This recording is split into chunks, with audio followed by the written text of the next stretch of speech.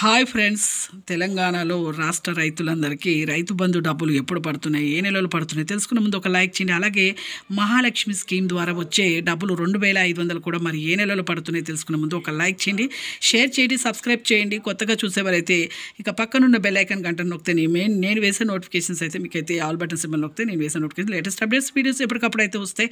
ఇక లేట్ చేయకుండా అయితే వీడియోలకు అయితే వెళ్ళిపోదాం ఫ్రెండ్స్. షేర్ చేయండి, అందరికి సమాచారం తెలుస్తుంది. ఇక రైతు బంధు డబ్బులు అయితే 5 నుంచి 6 ఎకరాల వరకు అయితే ప్రతి ఒక్కరికి అయితే ఇప్పుడు అమౌంట్ అనేది జమ అవుతుంది.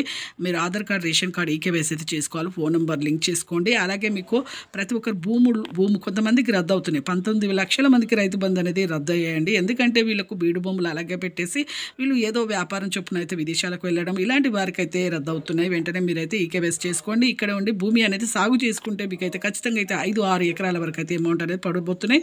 ఈ నెలలోనే పడబోతున్నాయి, అలాగే మార్చిలో.